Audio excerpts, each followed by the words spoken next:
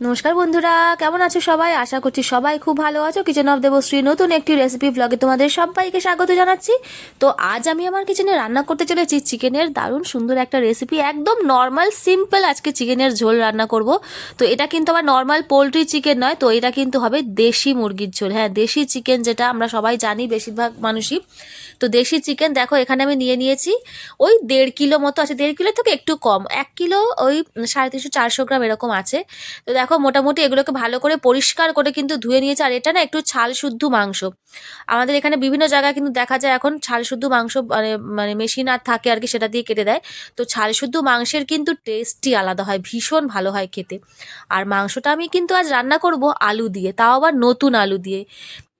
কেমন হবে বলো তো? নতুন আলু দিয়ে একদম দেশি মুরগির ঝোল, মানে একদম জাস্ট ফাটাফাটি, শুনেই মানে লোভ লেগে যাচ্ছে। এত সুন্দর একটা মানে রেসিপি, একদম সিম্পলের মধ্যে করব, কোনো রকম তামঝাম উপকরণ দেবো না। তো মাংসগুলোকে ভালো করে ধুয়ে নিয়েছি, নিয়ে দেখো তার মধ্যে আমি দিয়ে দিলাম 1 চামচ ভর্তি করে হলুদ গুঁড়ো, আর 1.5 চামচ মতো দিয়েছি নুন। পরে লাগলে আর একটু দেবো যখন ঝোল করব আর কি। তো এখন মোটামুটি এই পরিমাণ দিয়ে কিন্তু আমি মাংসটাকে আগে ম্যারিনেট করব। আর এখানে দিয়ে দিলাম 2 চামচ মতো হচ্ছে জিরের গুঁড়ো। জিরের গুঁড়ো দিয়েছি, নুন আর হলুদ, ব্যাস এই দেবো। আর হচ্ছে একটু দেবো হচ্ছে সর্ষের তেল, এই যে 4 থেকে 5 টিস্পুন মতো, মানে 4 থেকে 5 টেবিল চামচ মতো সর্ষের তেল আমি এর মধ্যে দেবো। দিয়ে কিন্তু এই চিকেনটাকে না আগে ভালো করে কিন্তু একটুখানি ম্যারিনেট করে রাখবো, মোটামুটি ওই 10-15 মিনিটের মতো। তোমাদের হাতে যদি সময় থাকে আধ ঘন্টা 1 ঘন্টাও রাখতে পারো। ম্যারিনেশনটা যত ভালো হবে না, মাংসের টেস্ট বলে আমরা আমরা শুনে আস এসে মানে শুনে আসছি ছোটোবেলা থেকে যে যত ভালো করে ম্যারিনেট করা হবে তত ভালো কিন্তু মাংসের টেস্ট আসবে। তো সুতরাং দেখো এইভাবে কিন্তু নুন, হলুদ আর সর্ষের তেল দিয়ে আর জিরের গুঁড়ো দিয়ে মাত্র শুধুমাত্র এই কটা জিনিস দিয়েই কিন্তু আমি মাংসটাকে ম্যারিনেট করব। কোনো রকম পেঁয়াজ, রসুন, আদা কিন্তু আমি এর সাথে অ্যাড করব না। আর কী কী মশলা আমি ইউজ করছি রান্না করতে করতেই কিন্তু আমি তোমাদের সাথে সেটা শেয়ার করে দেবো। তো আগে দেখো প্রত্যেকটা মাংস কিন্তু মাংসের সাথে মানে মশলাগুলোকে খুব ভালোভাবে কিন্তু এভাবে হাত দিয়ে আমি মাখিয়ে দিলাম। তো মোটামুটি ব্যাস এটাকে আমি রেখে দেবো মোটামুটি ওই 15 থেকে 20 মিনিট মতো, কেননা হচ্ছে তার মধ্যে আমার বাকি সমস্ত জোগাড়গুলো হয়ে যাবে, পেঁয়াজ, আদা, রসুন এইগুলো আর কি। তো ব্যাস এটাকে এখন ঢেকে রেখে দেবো ওই 15 থেকে 20 মিনিট। ব্যাস তোমরা চাইলে যতক্ষণ খুশি রাখতে পারো, যত থাকবে তত ভালো, এটাই হচ্ছে আসল কথা। তো চলো রেসিপিটা শুরু করা যাক। তো কড়াই বসিয়ে দিয়েছি হচ্ছে সর্ষের তেল, এর মধ্যে কিন্তু দিয়ে দেবো আলু। নতুন আলু দেখো একটু খোসা শুদ্ধ থাকে, মানে নতুন আলুর মানে স্বাদই আলাদা। বিশেষ করে মাংসের ঝোলে এই আলুটা এত বেশি ভালো লাগে না খেতে। নতুন আলু শুধু মাংসের ঝোলে কেন বলছি, এরা আলুর দম বলো, আলু ভাজা, সবেতেই যেন ভীষণ ভালো লাগে। আমরা বেশিরভাগ জনই কিন্তু দেখবে নতুন আলুটা খেতে খুব ভালোবাসি, খুব কম জন এমন আছে যারা হচ্ছে এটা ভালোবাসে না। বেশিরভাগ আমরা সবাই কিন্তু তো খুব আলুগুলোকে যে ভালোবাসি। সর্ষের তেলের মধ্যে একটু সামান্য মানে পরিমাণ মতো আলুর পরিমাণ মতো নুন আর হলুদটা দিয়েছি আর কি, দিয়ে কিন্তু দেখো একদম বেশ ভালো করে সুন্দর করে লাল লাল করে কিন্তু আমি ভেজে নেব। তো মুরগির মাংস বলো মানে দেশি বলো আর এমনি মুরগি বলো, মানে মাংস আমরা মানে আলু ছাড়া যেন ভাবতেই পারি না আমরা বাঙালিরা বলো, আলু ছাড়া কিন্তু যেন চিকেন আমরা ভাবতেই পারি না। আলু আমাদের একটুখানি চিকেনের মধ্যে লাগবেই, মানে সেটা যেন একটা আলাদাই স্বাদ আনে চিকেনটার। তো দেখো আলু কিন্তু ভাজা কমপ্লিট হয়ে গেছে, তুলে নিয়েছি, নিয়ে সেই তেলের মধ্যেই কিন্তু আমি দিয়ে দিয়েছি একটু তেজপাতা, একটু গোটা গরম মশলা, মানে একটা দারচিনির টুকরো, দুটো এলাচ, দুটো লবঙ্গ, এই দিয়েছি। আর দিয়েছি দেখো পেঁয়াজ কুচানো। এখানে আমি ওই পরিমাণ মাংসের জন্য এখানে আমি 4টে বড় সাইজের পেঁয়াজ কিন্তু কুচি করে নিয়েছি, তোমরা চাইলে গ্রেট করেও নিতে পারো। তো আমি কিন্তু কুচি করে নিয়েছি, কেননা মাংসটা যেহেতু অনেকক্ষণ ধরে হবে, তো সেহেতু গলেই যাবে পেঁয়াজগুলো। আর যেহেতু দেশি মুরগির মাংস আমরা সবাই কিন্তু জানি যে হচ্ছে মানে একটু বেশি সময় কিন্তু লাগে। এমনি নর্মাল পোলট্রির মাংস যে সময় লাগে, দেশি মুরগির মাংস কিন্তু তার থেকে একটু বেশি সময় লাগে। তো এই যে মাংসটা আজকে নিয়েছে এটা কিন্তু প্রেশারে দেওয়ার দরকার হয় না, এক একটা মাংস প্রেশার দেওয়ার দরকার হয়, তো মানে দিয়ে একটু নরম করতে, কিন্তু এটা না খুব একটা মানে শক্ত নয় সেই রকম, তো এটা কড়াতেই কিন্তু হয়ে যাবে। তো দেখো দিয়ে দিলাম কাঁচা লঙ্কা। আর আমার রান্না যারা মানে রেগুলার দেখো তারা কিন্তু জানোই যে আমি কিন্তু বেশিরভাগ রান্নাই কাঁচা লঙ্কাতে করে থাকি। শুকনো লঙ্কার গুঁড়োটা আমি মানে ইউজ করি না বললেই চলে, ভীষণই কম ইউজ করি। তো দেখো এখানে আমি দিয়ে দিলাম হচ্ছে কাঁচা লঙ্কা, তো দিয়ে দিলাম 10-12টা মতো ফাটিয়ে দিয়ে দিয়েছি। আর দিয়ে দিয়েছি বড় 2 চামচ রসুন বাটা, আর এই যে 1 চামচ আর সামান্য একটুখানি হচ্ছে আদা বাটা, এই যে কারণ আমরা সবাই জানি মুরগির মাংসে কিন্তু রসুন বাটাটা একটু বেশিই লাগে, মানে রসুনটা বেশি লাগে, আর খাসির মাংসে কিন্তু আদাটা বেশি লাগে। এটা কিন্তু একটা মানে এটা সবাই জানি, আমরা যারা যারা রান্না করি তারা জানি, যারা জানো না তাদের জন্যই কিন্তু বলে দেওয়া আমার। তো দেখো এই যে আমার কিন্তু এই যে মশলাগুলো মোটামুটি একটু মিশিয়ে নিয়েছে, খুব একটা ভাজা ভাজা করার দরকার নেই, কারণ এটাকে আবার চিকেনের সাথে কিন্তু কষাতে হবে। তো দেখো এই যে চিকেনগুলো দিয়ে দিয়েছি আমি, একটু উল্টে পাল্টে নিয়েছিলাম পেঁয়াজ আদা রসুনটা নিয়ে, কিন্তু তার মধ্যে চিকেনগুলোকে আমি দিয়ে দিয়েছি। ম্যারিনেট করে রাখা ছিল যেটা, ওই যে নুন হলুদ আর জিরের গুঁড়ো আর সামান্য একটু সর্ষের তেল দিয়েছিলাম, সেটা দিয়ে ম্যারিনেট করে রাখা ছিল, 10-15 মিনিট মতো ছিল। তো তার মধ্যে আবার ওগুলো হয়ে গেছে। তো এখানে দেখো এই যে আমার কিন্তু এখন কষানো চলবে। আর মাংসের একটা জিনিস হচ্ছে, যত তুমি কষাবে মাংস ততই কিন্তু মাংসের টেস্ট আসবে। এটা কিন্তু একটা ট্রিক জেনে রাখো, যারা যারা নতুন বন্ধুরা আমার হচ্ছে রান্না শিখছো তাদের জন্য বলে রাখছি।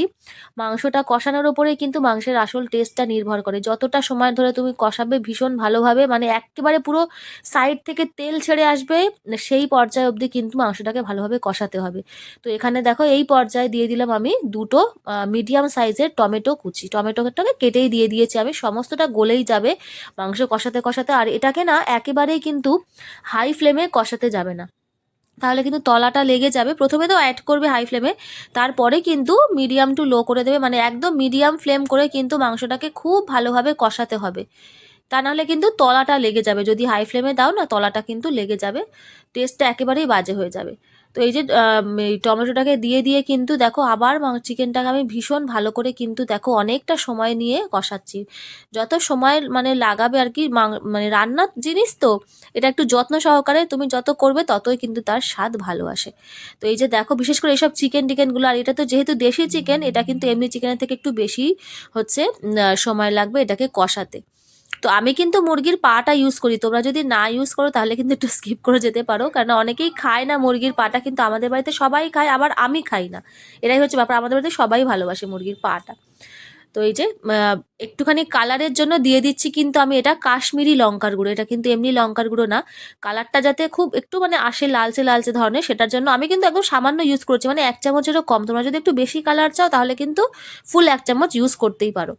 তো দেখো ভালোভাবে মিক্স করে নিলাম, দিয়ে দিলাম তার মধ্যে, মানে এখন এই পর্যায়ে মাংসটা আমার প্রায় হচ্ছে 50%-এর বেশি, প্রায় 60%-এর মতো আমার কিন্তু সিদ্ধ হয়ে গেছে কষাতে কষাতে। তো তার মধ্যে কিন্তু আমি দেখো আলুটাকে দিয়ে আরও বেশ খানিকক্ষণ কিন্তু আরও প্রায় হচ্ছে 7-8 মিনিট মতো এভাবে কিন্তু কষাতে থাকবো।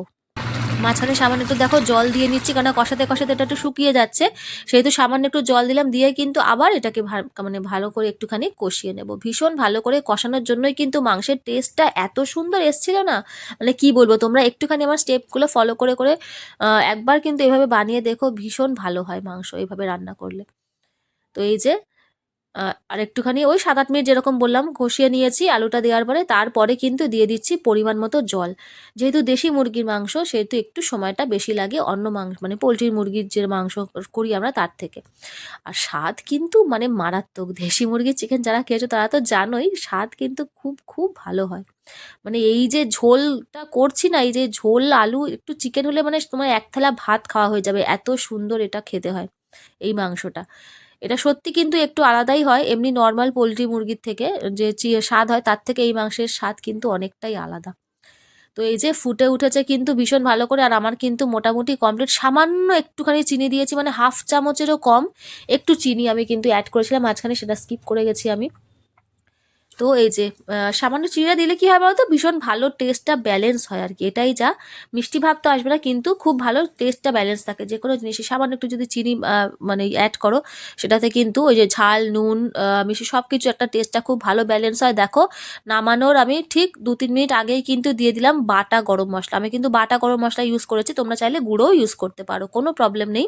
তো আমার কাছে বাটা ছিল বলে তাই জন্য কিন্তু আমি বাটাটা ইউজ করেছি। তো আমার চিকেন কিন্তু একেবারে রেডি, নামানোর জন্য 2-3 মিনিট ফুটিয়েই কিন্তু ব্যাস নামিয়ে নিয়েছি আর সার্ভও করে দিয়েছি দেখো একটা সুন্দর বোলের মধ্যে। তো কেমন লাগলো আমার রেসিপিটা আজকে, তোমরা কিন্তু অবশ্যই কমেন্ট করে জানাতে ভুলবে না, যারা কখনো এইভাবে খাওনি ট্রাই করোনি। এইভাবে একটা বার অন্তত ট্রাই করে দেখো আমার কথাটা শুনে, আর আমাকে কিন্তু কমেন্ট করে জানিও যে কেমন হলো। আমি তো নিশ্চিত যে তোমাদের ভীষণ ভীষণ ভালো লাগবে যে এইভাবে একটু যদি দেশি চিকেন তোমরা রান্না করে মানে করো আর কি। প্লাস দেখো এখানে আমি কাঁচা লঙ্কাও দিয়েছি, শুকনো লঙ্কার গুঁড়ো খেলে অনেক সময় পেট ব্যথা বা পেটের সমস্যা হয়, সেটাও কিন্তু এখানে হবে না, কেননা পুরোটাই কাঁচা লঙ্কাতে করা। প্লাস যেহেতু কাশ্মীরি লঙ্কার গুঁড়ো দিয়েছি, কালারটা কি দারুণটা এসছে দেখো। এটা কোনো এডিট নয় কিন্তু, এটা কালারটাই আমার এরকম এসছে। তো সবাই দেখো, খুব ভালো থেকো, সুস্থ থেকো, দেখা হচ্ছে পরের একটা রেসিপি ব্লগে। আজকের মতো এখানেই নমস্কার।